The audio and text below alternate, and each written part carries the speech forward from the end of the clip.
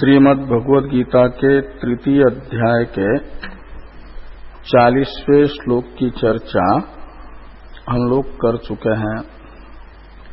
36वें श्लोक में अर्जुन ने भगवान से पापाचार में प्रवर्तक मनुष्यों का कौन है, ये प्रश्न किया। अथ केन प्रयुक्तोऽयम् पापम चरति पुरुषः अनिच्छन् अपि वार्ष्णेय बलादियो नियोजितः। और अर्जुन के इस प्रश्न का उत्तर 37वें श्लोक में भगवान ने दिया।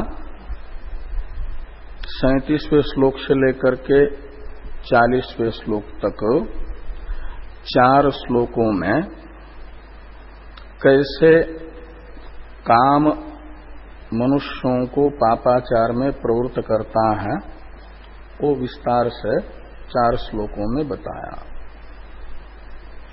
मनुष्यों का पापाचार में प्रवर्तक काम शब्दित लोकांतःपाती विषय विषयक कामना है, भोग विषयक कामना है। ये कामना ही मनुष्य को अपने विषय की प्राप्ति के लिए पाप शब्दित सकाम कर्म या निषिद्ध कर्म में प्रवृत्त करता है काम, और फिर कामना से प्रयुक्त होकर के जो कर्म किया जाता है उसका फल भोगने के लिए जन्म लेना होता है, और जन्मादि ही दुख है। और दुख के हेतु को कहा जाता है पाप। वो सकाम कर्म भी पाप के तरह जन्मादि दुखों का हेतु होने के कारण पाप ही है। तो पापाचार में प्रवर्तक काम को बताया। काम एष क्रोध एष रजोगुण समुद्भव इत्यादि से। ये कैसे पापाचार में प्रवृत्त करता है, तो इसके लिए कहा कि विवेक ज्ञान को कर्तव्य विषयक विवेक ज्ञान को आवृत्त करता है। ये शब्दादि विषय विषयक काम कर्तव्य है। श्रेय प्राप्ति का ज्ञान द्वारा हेतुभूत तृतीय अध्याय का प्रतिपाद्य निष्काम कर्मानुष्ठान। न कर्मणा मनारंभात नैष्कर्म्यम पुरुषोष्णुते इत्यादि से भगवान ने निष्काम कर्मानुष्ठान को परंपराया श्रेय प्राप्ति का हेतु बताया है। जो अविरक्त चित्त पुरुष है, ऐसे पुरुषों की श्रेय की प्राप्ति निष्काम कर्मानुष्ठान से ही होती है। और इसलिए निष्काम कर्मानुष्ठान है कर्तव्य श्रेय प्राप्ति के लिए, और अकर्तव्य होगा अननुष्ठेय निषिद्ध कर्म और सकाम कर्म। इसे कहा जाए, जो अकर्तव्य है उसे पाप कहा गया, और उस पाप में प्रवर्तक काम है जो अकर्तव्य है। उसमें प्रवर्तक काम जो कर्तव्य विषयक विवेक है। कर्तव्य है इष्ट साधन, इष्ट है श्रेय प्राप्ति, उसका साधन है निष्काम कर्म, वो है कर्तव्य। उसमें इष्ट साधनत्व बुद्धि रूप जो विवेक है, विवेक ज्ञान है, और अनिष्ट साधन है निषिद्ध कर्म सकाम कर्म, अनिष्ट का साधन है। और उसमें जो अनिष्ट साधनत्व बुद्धि रूप विवेक है, इसे ज्ञान शब्द से लिया गया। आवृतम ज्ञान में तेन ज्ञानिनो नित्यवैरिणा। इस श्लोकस्थ ज्ञान है इष्टानिष्ट साधन ज्ञान, इष्ट साधनत्व ज्ञान, अनिष्ट साधनत्व ज्ञान। निष्काम कर्मानुष्ठान में इष्ट साधनत्व ज्ञान और सकाम तथा निषिद्ध कर्म में अनिष्ट साधनत्व ज्ञान। और इस ज्ञान को आवृत्त कर देता है काम, यानी भोग इच्छा, और वह फिर कर्तव्य से च्युत कर देता है और अपना विषय भोग जिस साधन से प्राप्त होता है उस साधन में प्रवृत्त करता है, संसार के साधन में लगाता है, संसार प्राप्ति के साधन में। श्रेय प्राप्ति साधन से निवृत्त करता है, उसमें प्रवृत्ति नहीं होने देता। ये आवृत्तम ज्ञान मेतेन ज्ञानिनो नित्य वैरिणा काम रूपेण कौन्तेय दुष्पुरेणा न लेना च, इससे कहा। और इतना पता चला कि विवेक ज्ञान को आवृत्त करके अनर्थ प्राप्ति के साधन में काम प्रवृत्त करता है और श्रेय प्राप्ति के साधन से निवर्तक बनता है।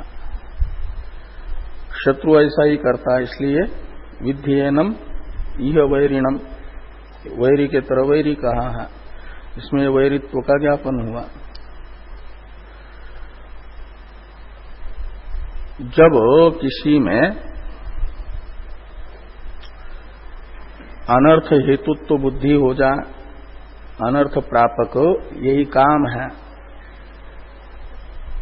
तो उसमें हेतु बुद्धि हो जाती है। तो काम ही अनर्थ के साधनभूत पाप में प्रवर्तक बन करके अनर्थ का हेतु है। वो काम यदि भोगेच्छा यदि हृदय में न रहे तो पाप न हो तो अनर्थ भी प्राप्त न हो। इसके लिए आवश्यक है काम का त्याग, इच्छा का त्याग। तो इस इच्छा को त्यागने के लिए आवश्यक है इच्छा जहां रहती है उसे जानना, इच्छा के आश्रय को जानना। इसलिए इच्छा का आश्रय बताया 40वें श्लोक में। इंद्रिय, मन और बुद्धि ये प्रकृत वैरीवत जो काम है उसके अधिष्ठान यानी आश्रय हैं। और इन्हीं इंद्रिय, मन और बुद्धि रूपी आश्रयों में रह करके काम विवेक ज्ञान को आवृत्त करके अनेकों प्रकार के भ्रांति में देही शब्दित जीवात्मा को डालता है।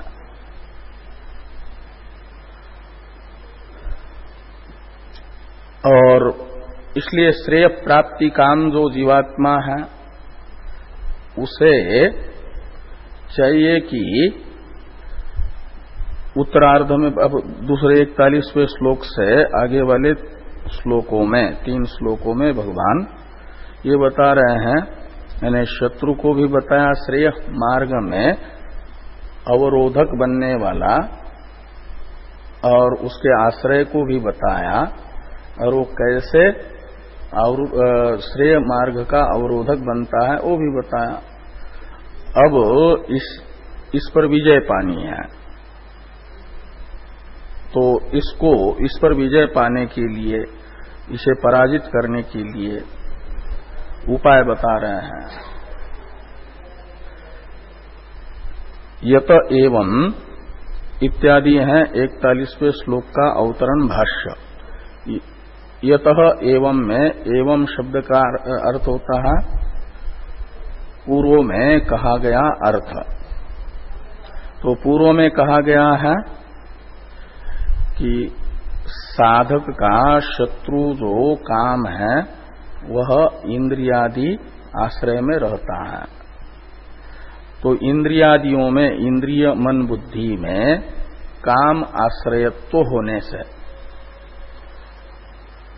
ये शत्रु जहां रहता है उसे अपने वश कर ले, उसके स्थान को, उस स्थान पर कब्जा कर ले, तो उस स्थान में रहने वाले शत्रु को भी फिर वहां से भगाया जा सकता है। इस अभिप्राय से भगवान ये कह रहे हैं कि साधक का शत्रुभूत काम जिन आश्रयों में रहता है उन आश्रयों को साधक अपने वश कर लें, अपने अधीन कर लें। तो यतः एवं, यानी जिस कारण से साधक का शत्रु काम को आश्रय देने वाले इंद्रियादि हैं, तस्मात् सूत्र श्लोकस्थ तस्मात् शब्द का अर्थ होगा इसी कारण से, उनको अपने अधीन कर लें। तो 41वें श्लोक का उच्चारण करें। तस्मात् त्वमिन्द्रियाण्यादौ नियम्य भरतर्षभ पाप्मानं प्रजहीहेनम् ज्ञान विज्ञाननाशनम्।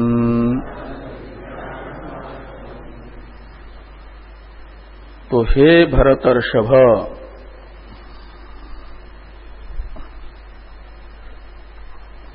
ऐसा अर्जुन को संबोधित करके भगवान कह रहे हैं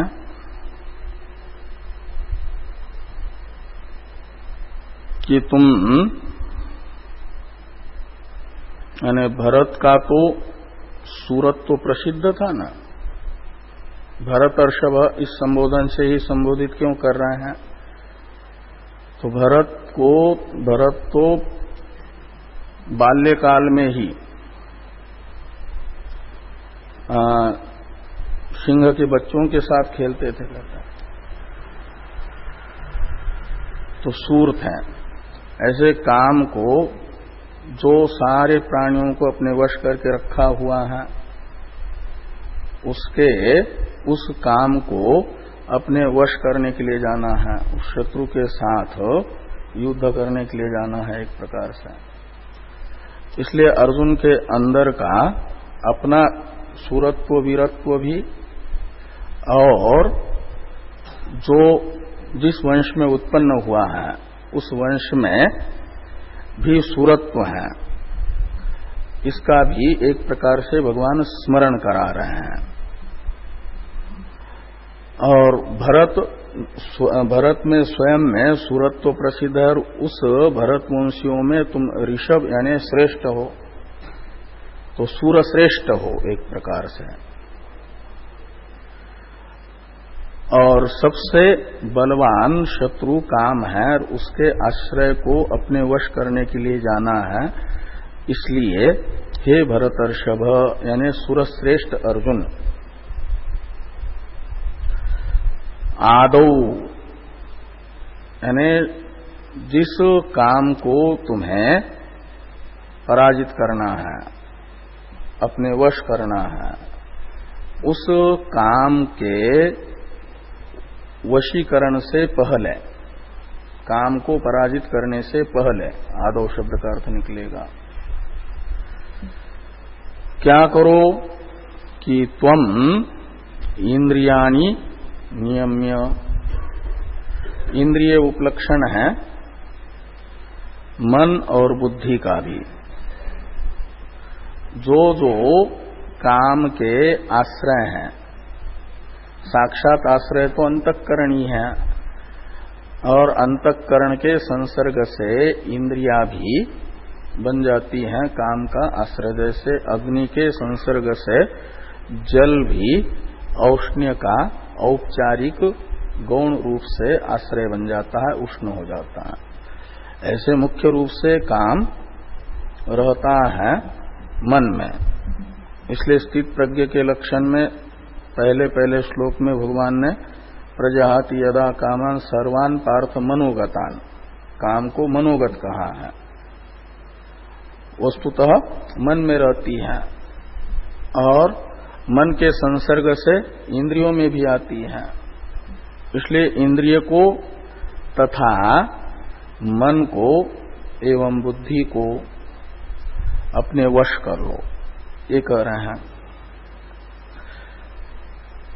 तो हे भरतर्षभ, त्वम इंद्रियाणि आदौ नियम्य येनम ज्ञान विज्ञान नाशनम पापमानम प्रदहि, ऐसा अन्वय होगा।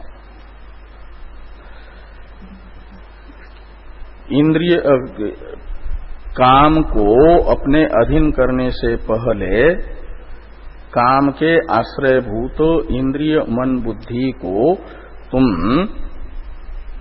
संयमित कर लो। इंद्रिय संयम कर लो, मनोनिग्रह कर लो, मन को शम से संपन्न हो जाए, दम से संपन्न हो जाओ,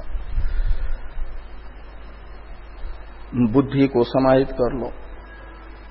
ये साधक के अधीन हो जाए काम का आश्रय, तो फिर काम को हटाया जा सकता है। और इसलिए इंद्रिय मन बुद्धि के संयम को पूर्वकालिक क्रिया के रूप से बताया गया त्वा प्रत्यय के द्वारा, और फिर येनम प्रदहि कहा जा रहा है। येनम प्रदहि ही, ये बाद में।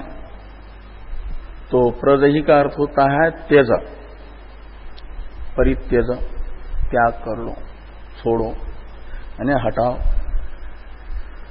तो हटाना तो येनम शब्दित प्रकृत शत्रु को है, वो शत्रु है काम, उसको बाद में हटाओ। और पहले इनका जो ये काम का जो आश्रय है इंद्रिया मन बुद्धि, इनको नियमन कर लो, अपने वश कर लो। इंद्रिय का संयम कर लो, मन का संयम कर लो, बुद्धि का संयम कर लो।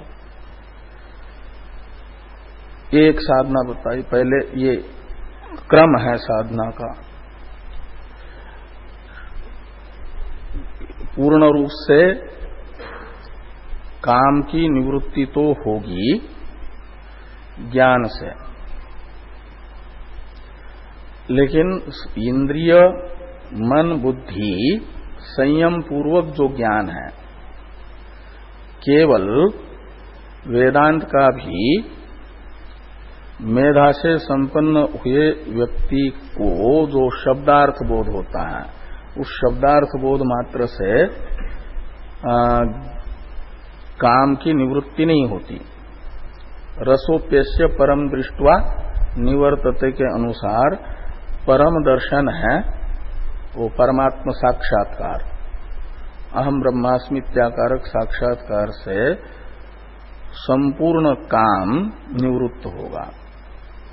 और वो साक्षात्कार इंद्रिय संयम, मनोनिग्रह और बुद्धि के समाहित हुए बिना नहीं हो पाता।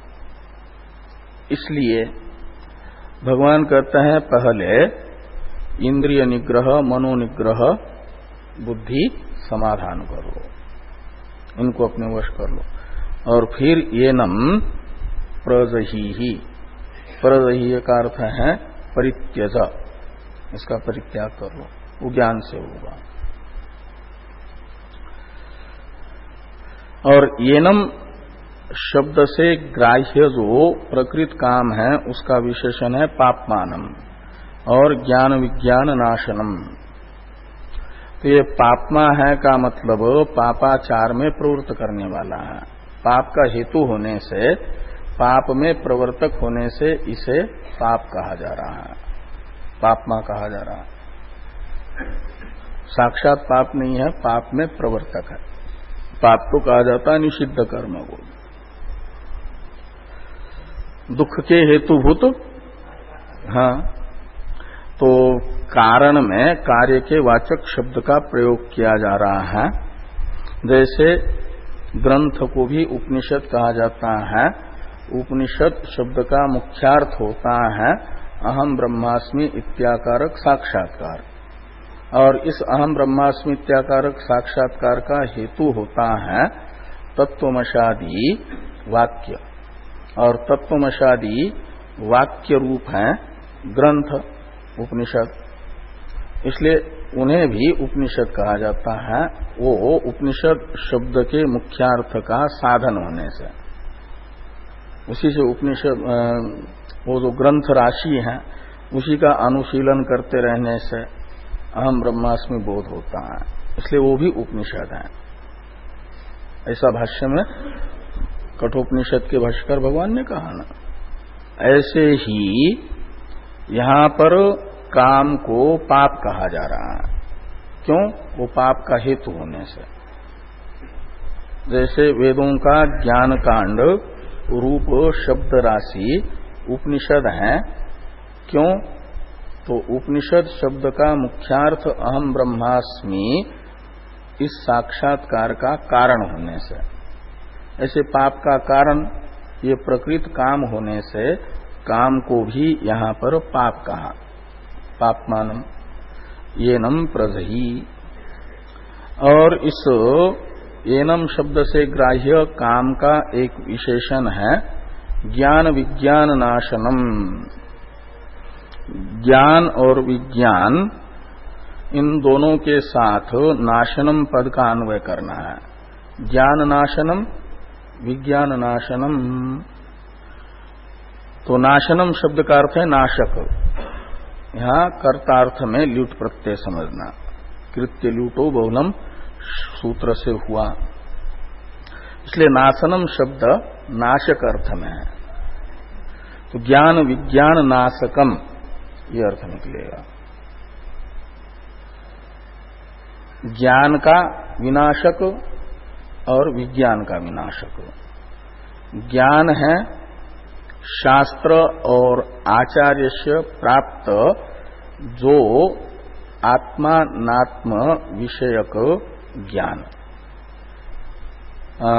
अवबोध, वो ज्ञान यानी श्रवण मनन से प्रकट हुआ परोक्ष ज्ञान।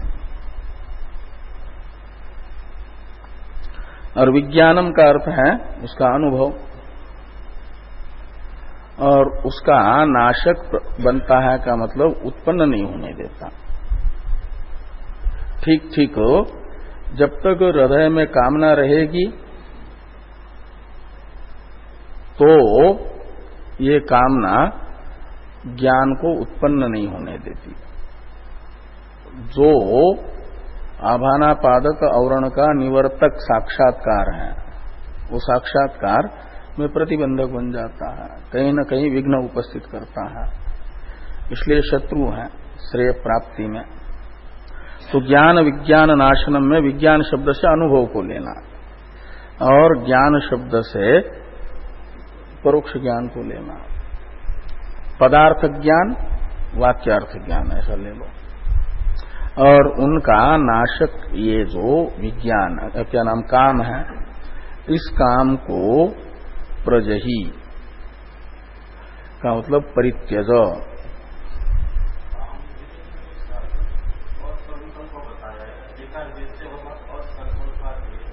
हाँ,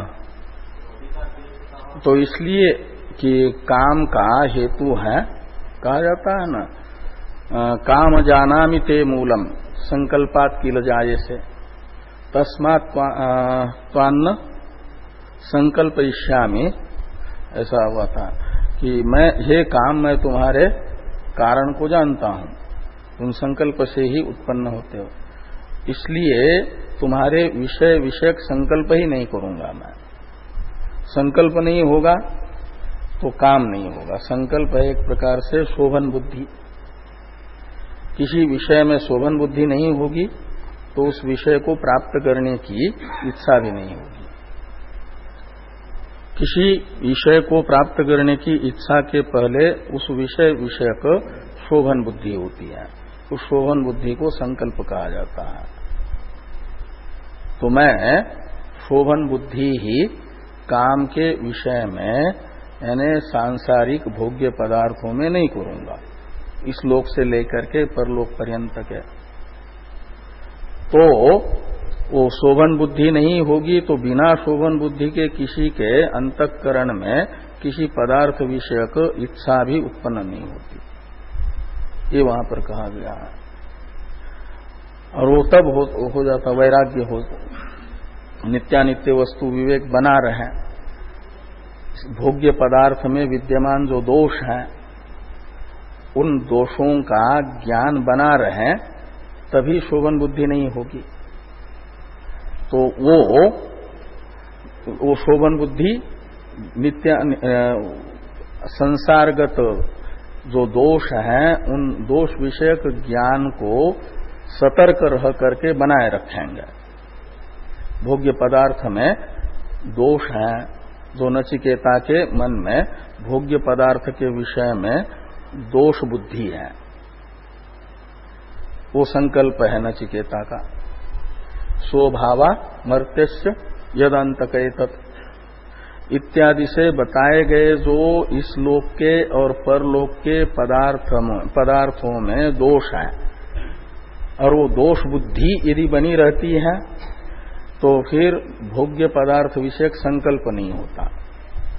संकल्प नहीं होगा यानी शोभन बुद्धि नहीं होगी तो काम उत्पन्न नहीं होगा। उसी प्रकार की एक प्रकार से यहाँ पर भी साधना बताई जा रही है। वो तब होगा जब समाहित बुद्धि होगी, संस्कृत मन होगा। नचिकेता का संस्कृत मन है और संस्कृत मन में ये होता है और वो विवेक बना रहे तब होता है। इसलिए यहाँ पर आदो शब्द का अर्थ श्रीधर स्वामी जी ने किया कि काम रूपी शत्रु विवेक को आवृत्त कर दे उससे पहले इंद्रियों का संयम कर ले, इंद्रियों को अपने अधीन कर ले। का मतलब इनको भोग्य पदार्थ काम के विषय में विद्यमान दोषों के संस्कारों से संस्कारित मन को रखें तो सुसंस्कारित मन माना जाएगा। जो परमात्मा है वही सर्वथा निर्दोष है, निर्दोषम ही समम ब्रह्म के अनुसार। और इस लोक के और परलोक के पदार्थ अनित्यत्वादि दोषों से दूषित हैं इत्याकारक जो शास्त्र और आचार्य से प्राप्त ज्ञान है, और इस ज्ञान से प्राप्त जो संस्कार है उस संस्कार से संस्कारित मन को बनाए रखना, इस संस्कार को अभिव्यक्त ही रखना, उद्भूत ही रखना, तो संस्कारित मन माना जाता है। ऐसा संस्कारित मन जिस साधक का है तो वो फिर संयम कर लेता है। इसे अंतिम श्लोक में ही कहा जाएगा कि संस्तभ्यात्मान आत्मना। तो आत्मानम शब्द का अर्थ है अंतःकरण, मन, और आत्मना का भी अर्थ है मन ही। संस्कारित मन से जो काम के वशीभूत होने वाला मन है उसे संयमित कर ले। कहीं उस विवेक ज्ञान से प्राप्त जो संस्कार हैं वो संस्कारों में कमी है तो उन संस्कारों को और प्रबल कर लें। तो ज्ञान विज्ञान नाशनम पापमानम येनम प्रजही। थोड़ा भाष्य है कि तस्मात् यानी इंद्रियों के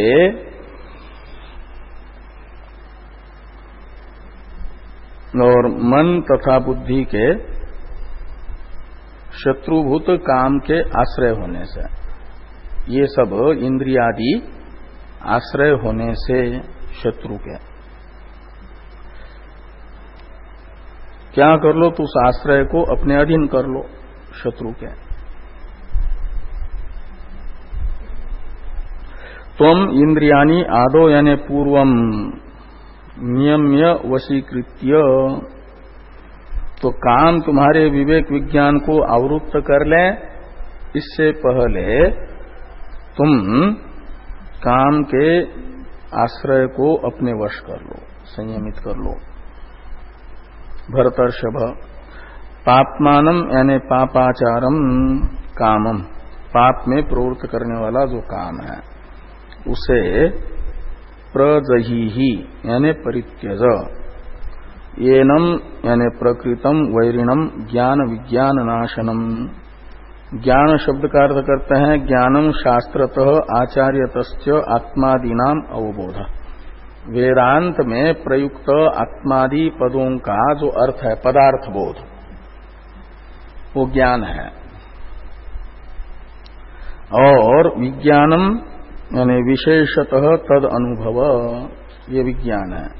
और तयोर ज्ञान विज्ञान यो हो श्रेय प्राप्ति हेतु, ये श्रेय प्राप्ति के साधन हैं।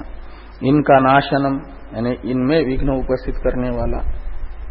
प्रजही ही आत्मनः परित्यज, यानी अपने अंतःकरण से इसे हटा दो। वह त्यागे धातु से प्रजही बनेगा।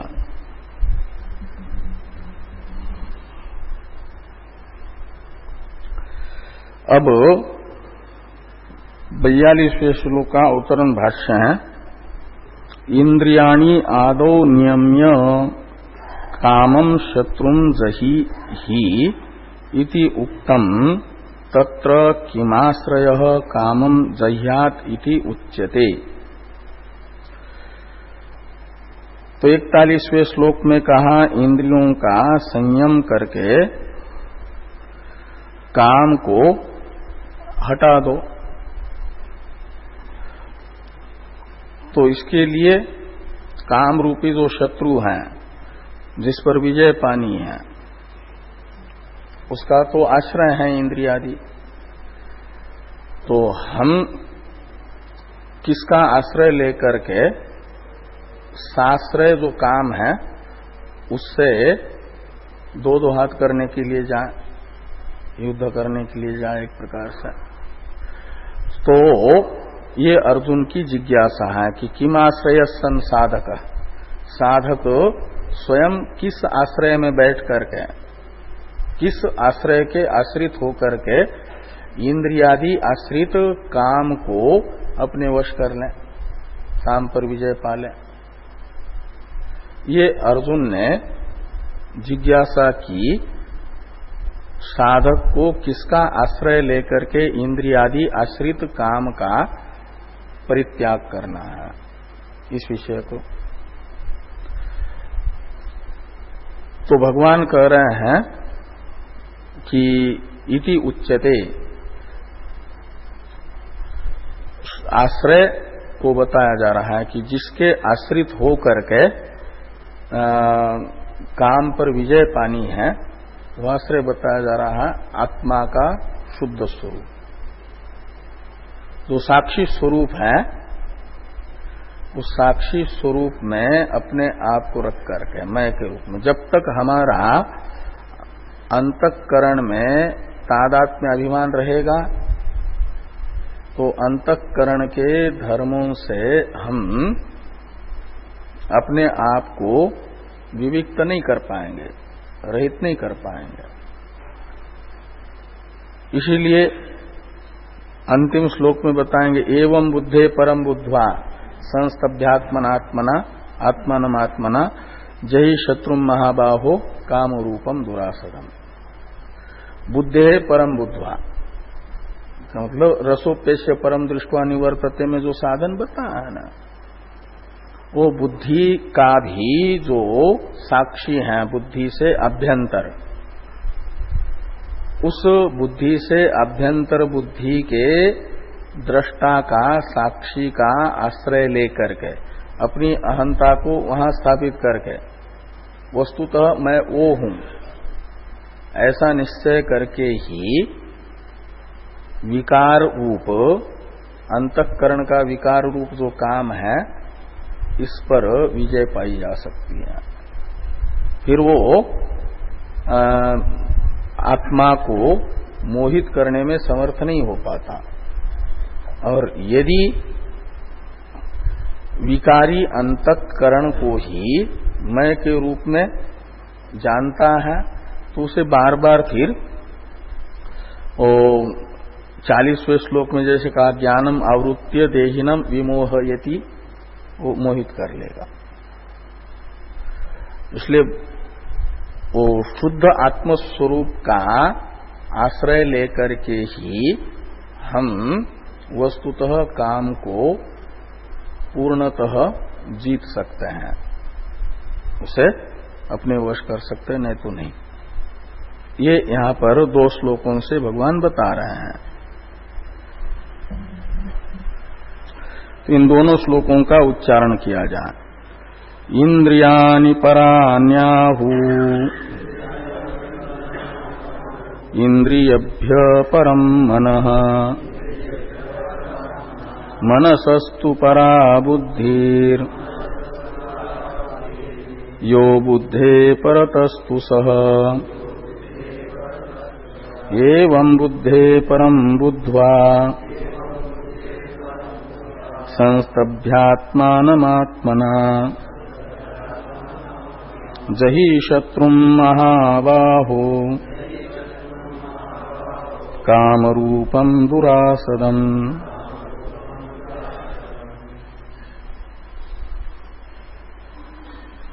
तो हे महाबाहो,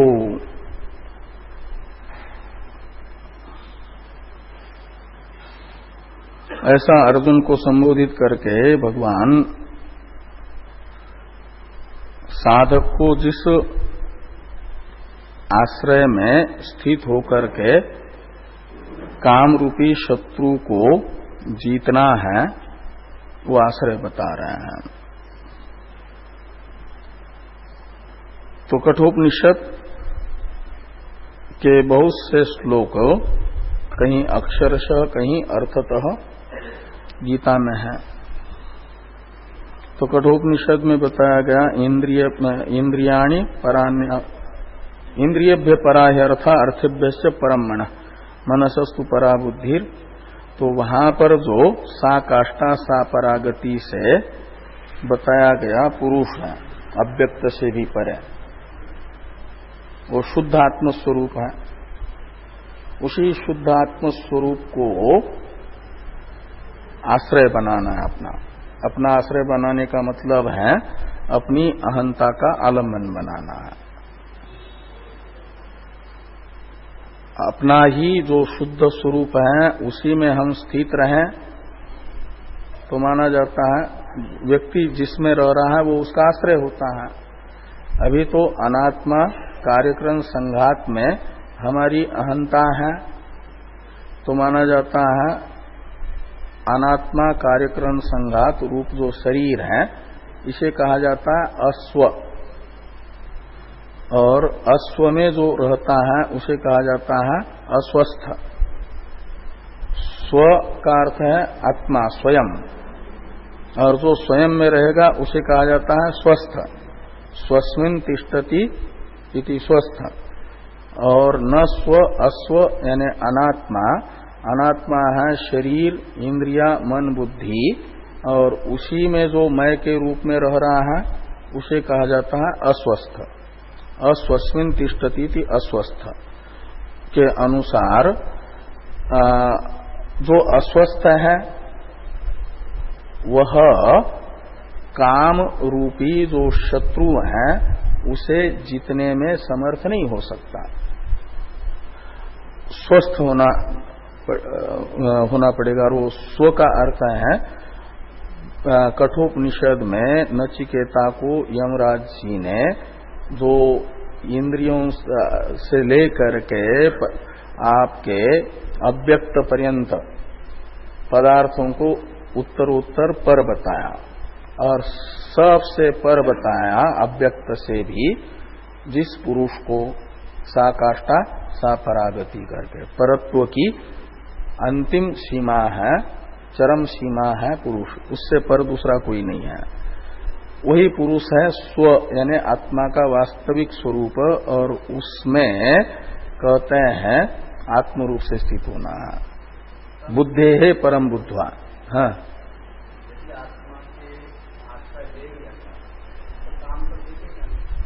हाँ? तो आत्मा तो दर्शक है ना, और दृश्य है ये बुद्धि, मन, इंद्रिया, ये सब दृश्य कोटि में आते हैं। विषय है, विषयी है आत्मा। अध्यास भाष्य में शुरू में ही युष्मत् प्रत्यय गोचर, अस्मत् प्रत्यय गोचर दो बताए ना। अस्मत् प्रत्यय गोचर को कहा विषयी और युष्मत् प्रत्यय गोचर अनात्मा जो शरीर इंद्रिय मन बुद्धि है इसे कहा विषय। विषय कहते हैं दृश्य को, विषयी कहते हैं दृष्टा को, दृक् दृश्य। तो ये दृश्य है बुद्धि, दृश्य है मन, दृश्य है इंद्रिया। और ये तब दिखेगी जब इनका दर्शक हम बनेंगे और इन्हीं को मैं मान लेंगे तो हम तो दृश्य कोटि में जाएंगे, इनको देखने वाले नहीं होंगे। तो काम का आश्रयभूत बुद्धि को, काम के आश्रयभूत मन को, काम के आश्रयभूत इंद्रियों के जब हम दृष्टा बनेंगे तो काम का आश्रय भी दिखेगा और इनके आश्रित रहने वाला काम भी दिखेगा, दोनों दिखेंगे। और जब वो बुद्धियादि का दृष्टा ये वस्तुतः निर्विकार है और काम जो है मन का ही विकार है। ये तत्सर्वम मन एव, ये बृहदारण्यक श्रुति कामादि को मन का ही विकार बता रही है। कामादि विकारों से विकृत होने वाला मन है, न कि मैं। ऐसा जब जानते हैं तो कामादि विकार अनात्म धर्म बन करके आत्मा में मोह उत्पन्न करने में समर्थ नहीं हो पाता। यही उसका त्याग है, आत्मा को अधीन न कर सके हो। तो फिर एक समय ऐसा आता है कि मन में भी वो जब जीवात्मा जो भोगता है वो इंद्रियादि के संपर्क से भोक्तृत्व है, उसमें आत्मेन्द्रिय मनोयुक्तम भोक्ता इत्याहुर मनीषिणा। और इसमें भोक्तृत्व का प्रयोजक शरीर आदि में आत्माभिमान नहीं रहेगा, तो भोक्ता के उपकरण है ये। तो भोक्ता को शब्दादि विषय नहीं चाहिए, ऐहिक या पारलौकिक। तो फिर मन शब्दादि विषयों का चिंतन करना छोड़ेगा। मन को शब्दादि विषय, मन में शब्दादि विषयों का चिंतन नहीं हो रहा है तो इंद्रिया भी शब्दादि विषयों के ओर जो उनकी प्रवृत्ति है उनसे रहित हो जाएगी। सबसे पहले भोक्ता को अपनी मांग को शुद्ध करना पड़ता है। मांग का मतलब प्रार्थना, इच्छा, चाह। तो भोक्ता जब तक भोक्ता रहेगा जीवात्मा, आत्मा अपने आप को इनके साथ रखेगा तो इनके अनुकूल पदार्थों की मांग उसकी रहेगी। और जब तक वो मांग रहेगी तब तक फिर काम भी रहेगा, मांग ही काम है। और वो फिर अपने अधीन रखेगा इसको। इसलिए क्या करें कि भोक्तृभाव से ऊपर उठ लें। भोक्तृभाव से ऊपर उठने के लिए वो साधना बताई जा रही है, तभी ये ठीक ठीक संयमन होता है इंद्रिय। इसलिए काम प्रजाहति यदा कामान सर्वान पार्थ मनोगतान, इसमें ज्ञान को ही समस्त कामनाओं के परित्याग का मुख्य हेतु बताया है। उससे पहले फिर निष्काम कर्म में भी प्रवृत्त होने के लिए चित्त शुद्धि के हेतु कुछ कामों का त्याग, अंतःकरण की शुद्धि में भी तारतम्य होता है ना। तो तारतम्य को धीरे धीरे करने के लिए का मतलब श्रेय प्राप्ति की इच्छा को ठीक ठीक करने के लिए कहा जा रहा है। शुभेच्छा हो, कहीं न कहीं हमारे अंदर शुभेच्छा में कमी होती है, तभी काम अपना साम्राज्य हमारे में फैला देता है। तो यहां पर एक प्रकार से शुभेच्छा को ठीक करने के लिए कहा जा रहा है। जिसके अंदर शुभेच्छा ठीक है, उद्देश्य ठीक ठीक है, तो फिर ज्यादा वो बीच में भटकता नहीं है। भटकाव उसी साधक के जीवन में आता है जिस साधक का उद्देश्य निर्धारित होने में कहीं न कहीं उद्देश्य के निश्चय में कमी है, न्यूनता है, त्रुटि है। हाँ, शुभेच्छा का अर्थ है मोक्ष की इच्छा, श्रेय प्राप्ति की इच्छा। तो मोक्ष प्राप्ति की ठीक ठीक इच्छा होगी तो यहाँ तृतीय अध्याय का जो प्रतिपाद्य है निष्काम कर्मानुष्ठान, वो ठीक ठीक हो पाएगा। उस इच्छा को यानी उद्देश्य को ठीक ठीक करना होगा। तब काम जो है, काम तो है संसार अंतःपाती पदार्थों की इच्छा। कहीं न कहीं अभ्युदय की इच्छा हमारे अंदर संसार अंतःपाती पदार्थों की इच्छाएं रहती हैं, उसके कारण ही निष्काम कर्म में प्रवृत्त नहीं हो पा रहा है। तो उसे ये करने के लिए कहा जा रहा है कि थोड़ा ये नित्यानित्य वस्तु विवेक, ज्ञान के साधनों में 13वें अध्याय में तत्व ज्ञानार्थ दर्शनम आता है ना, एक प्रकार से वो तत्व ज्ञानार्थ दर्शनम ही साधन बताया जा रहा है।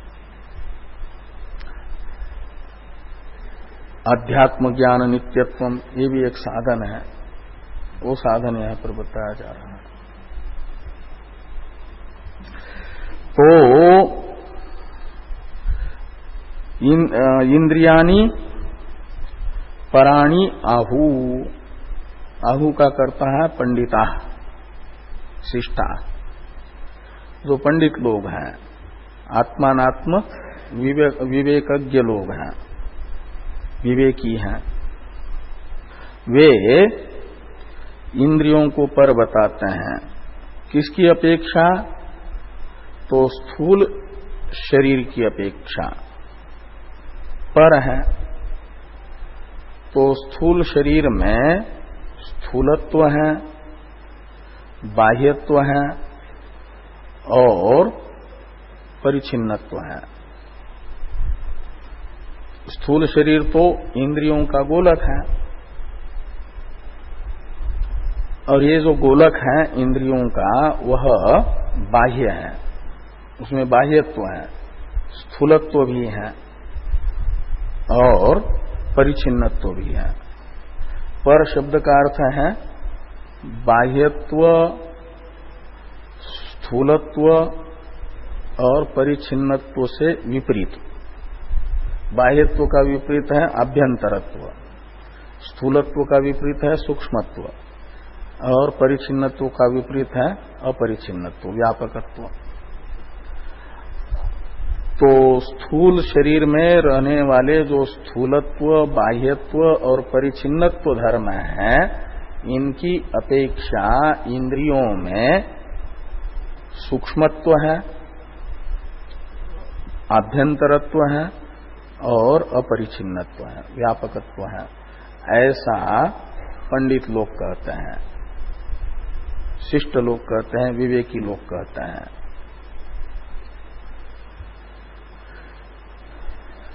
और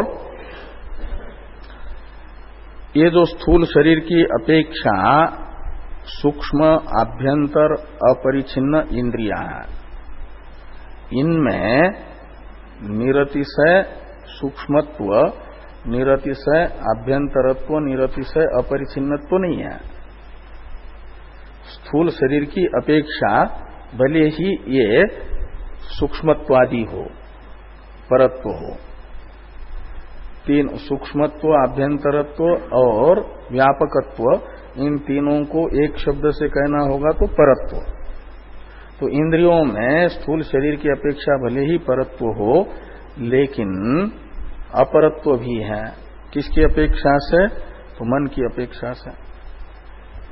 इसलिए इंद्रियों से भी कहते इंद्रियभ्य परम मनः,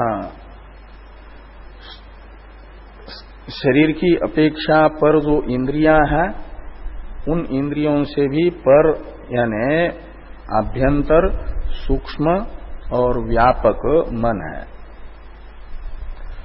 इंद्रियादो चक्षुरादि एक एक विषय मात्र गोचर है, रूप गोचर ही चक्षु है, शब्द गोचर ही आपका ये श्रोत्र है लेकिन मन तो सभी इंद्रियों का भी जो विषय है तद विषयक है, और जो बाह्य इंद्रियों का विषय नहीं है ऐसे पदार्थों का भी ग्रहण करता है।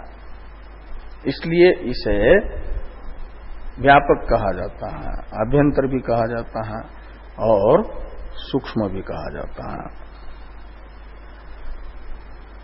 और मनसस्तु परा बुद्धि, यहां बुद्धि शब्द से समष्टि वेष्टि दोनों बुद्धि ले लेना, क्योंकि वहां महान आत्मा करके एक पहले वेष्टि बुद्धि का, मनसस्तु परा बुद्धि इस शब्द से वेष्टि बुद्धि, और बुद्धिर आत्मा महान परः से समष्टि बुद्धि जो हिरण्यगर्भ की उपाधि होता है, जिसे महत् कहा जाता है,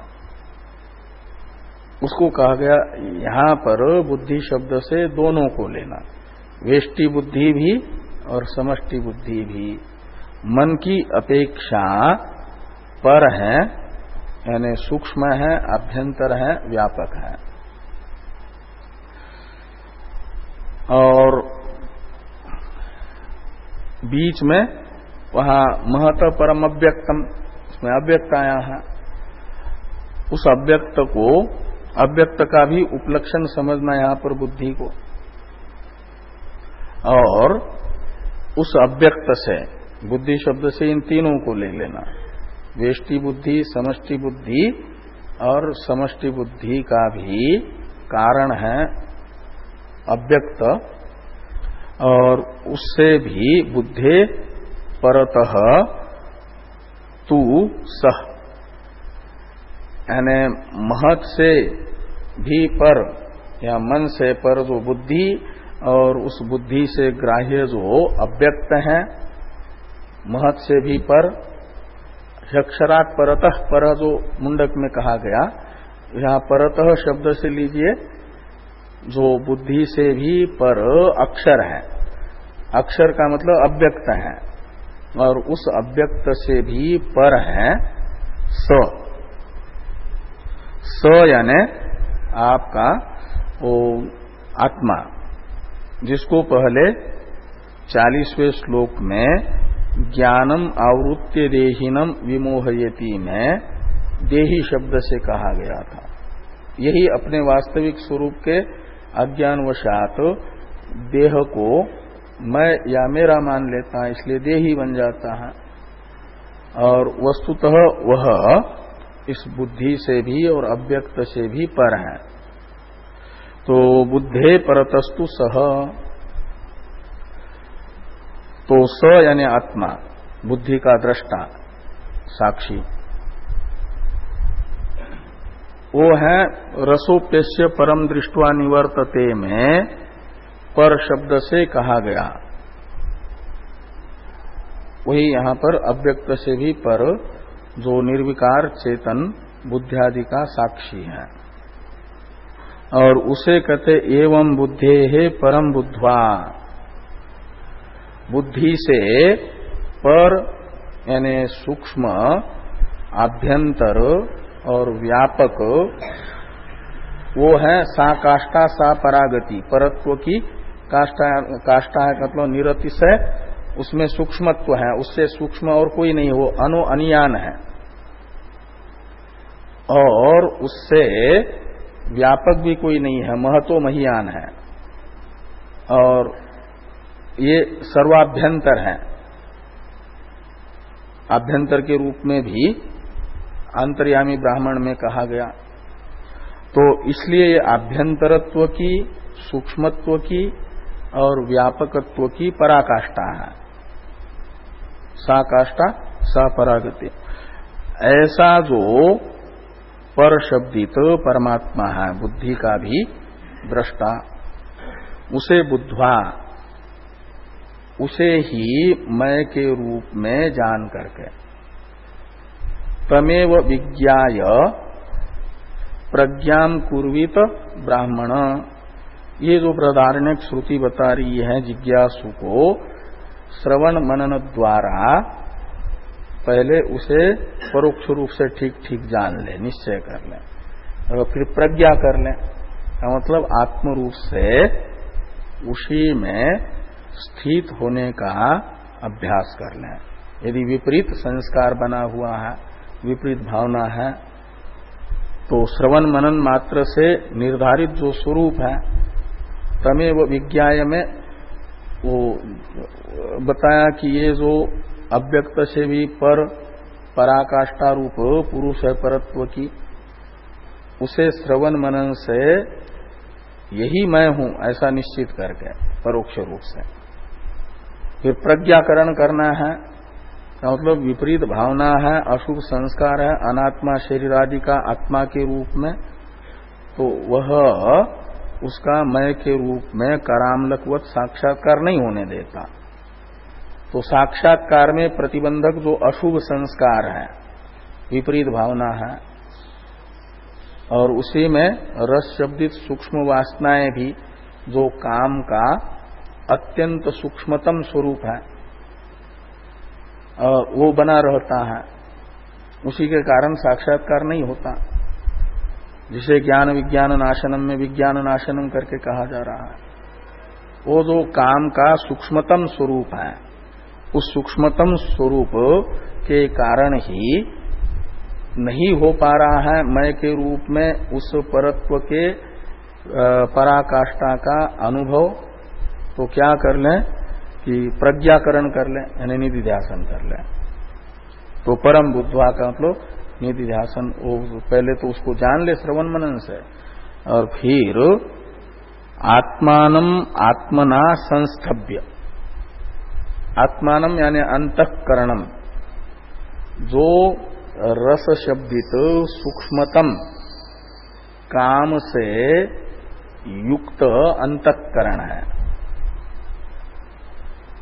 विपरीत भावना से भावित अंतःकरण है, विपरीत संस्कारों से संस्कारित अंतःकरण है, उस यहाँ आत्मानम शब्द इसलिए वो आत्मा की उपाधि होने से उसे आत्मा कहा जा रहा है। जैसे पाप का हेतु होने से काम को पूर्व श्लोक में पाप कहा गया, पापमानम, ऐसे आत्मा की उपाधि अंतःकरण होने से उसे यहाँ पर आत्मा शब्द से कहा जा रहा है।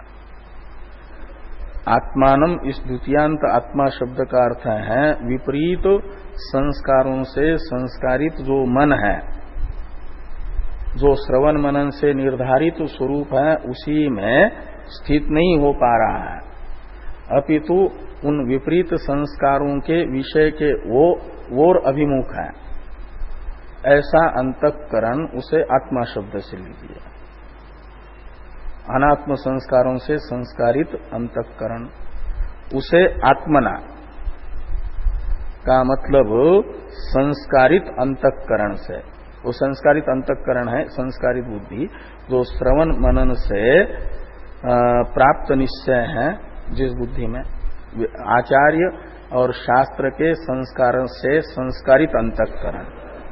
तो अंतःकरण के दो भाग करने हैं, एक पूर्व जन्मों में अनात्मा शरीर आदि का आत्मा के रूप में अनुभव करते करते उस अनुभव से पड़ा हुआ अनात्मा शरीर आदि का आत्मा के रूप में संस्कार जिस अंतःकरण में है, ऐसा अशुभ संस्कारों से संस्कारित अंतःकरण, विपरीत भावनाग्रस्त अंतःकरण, वो द्वितीयांत आत्मानम शब्द से लीजिए। और आत्मना इस तृतीयांत आत्मा शब्द से लीजिए। वेदांत की साधना करते करते शास्त्र और आचार्य के उपदेश से प्राप्त जो शुभ संस्कार हैं, शास्त्र और शास्त्र हैं वेदों का ज्ञान कांड वेदांत, और वेदांत शास्त्र जो संस्कार देगा वो होंगे ब्रह्म के आत्म रूप से संस्कार। परोक्ष निश्चय उसी का हुआ है, ब्रह्म का आत्मा के रूप में। श्रवण मनन से शास्त्र और आचार्य से प्राप्त संस्कार से संस्कारित अंतःकरण होगा कि ब्रह्म मैं हूं, इत्याकारक संस्कार से संस्कारित अंतःकरण, वो परोक्ष निश्चयवान अंतःकरण, वो तृतीयांत आत्मना शब्द से लीजिए। और उस आत्मा से आत्मानम संस्थभ्य का मतलब सम्यक स्तंभनम कृत्वा, का मतलब ठीक से समाहित करके, का मतलब विपरीत भावना के विषयभूत अनात्मा के ओर से संयमित करके वेदांत ने जो स्वरूप बताया है, आचार्य ने जो स्वरूप बताया है, इसी स्वरूप में समाहित करके उसको, का मतलब निधिध्यासन है, निधिध्यासन है ये। ऐसा करके क्या करो तो शत्रुम जही, जो शत्रु का सूक्ष्मतम रूप है, उस रूप को त्यागो। वो होगा परम दृष्टवा रसोप्यस्य निवर्तते के अनुसार परमात्मा साक्षात्कार ही, लेकिन वो होगा इंद्रियादि संयम पूर्वक जो परमात्मा साक्षात्कार, वह काम त्याग का अव्यभिचरित साधन है। फिर उसमें कभी फल के साथ व्यभिचार नहीं होगा, साक्षात्कार हो जाए तो। इंद्रियादि संयम पूर्वक जो अहम ब्रह्मास्मित्याकारक साक्षात्कार है, वो साक्षात्कार काम के सूक्ष्मतम रूप को भी जरूर दूर करता ही है। यानी इस अध्याय की मुख्य रूप से प्रतिपाद्यत्व है ज्ञान की उपायभूता कर्मनिष्ठा, लेकिन कर्मनिष्ठा का भी उपेय है ज्ञान निष्ठा। उस ज्ञान निष्ठा को भी अंत अंत में बताया जा रहा है गौण रूप से, कर्मनिष्ठा के उपेय के रूप में। उपेय कहते हैं साध्य को, उसके रूप में यहां पर बताया है। ये इन श्लोकों में जो बताई जा रही है ज्ञान निष्ठा बताई जा रही है। और जही शत्रु महाबाहो, वो शत्रु कौन है? वो काम रूपम, और वो दुरासद है, यानी दुखेन आसाद यानी प्राप्तिर अस्य। सहसा काम पकड़ में नहीं आता, इच्छा पकड़ में नहीं आती। साधक कोई जो अपने मन का अन्वेषण हमेशा करता रहता है, उसी को शत्रु के रूप में पकड़ में आता है। नहीं तो बताया न पहले, ज्ञानिनो नित्य वैरिणा का व्याख्यान करते समय भाष्कर भगवान ने बताया, अविवेकी को तो ये मित्र के तरह भासता है, और जो मित्र है उसको त्यागने के लिए कहो तो कितने भी हितैषी व्यक्ति कहें, लेकिन ये लगे कि नहीं ये मेरा मित्र है, तो जिसको कहा जा रहा है हितैषी व्यक्ति के द्वारा, उसकी प्रवृत्ति उसे मित्रवत ग्रहण करने वाले जिसका ग्रहण किया जा रहा है उसका त्याग करने में नहीं होगी। इसलिए कहते दुरासदम, इसका शत्रुत्व रूपे न ग्रहण करना बड़ा कठिन है। किसी किसी विवेकी को ही ये काम, भाग्यवान को ही शत्रु के रूप में गृहीत होता है, और उसमें हेतु बुद्धि होती है। शत्रु बुद्धि हो जाए तो हेतु बुद्धि होगी, इसलिए कहते हैं दुरासद है वो। शत्रु रूप से सहसा इसे समझना बड़ा कठिन है। तो इसका भाष्य है, भाष्य की चर्चा हम लोग कल करेंगे, दोनों श्लोकों के भाष्य की।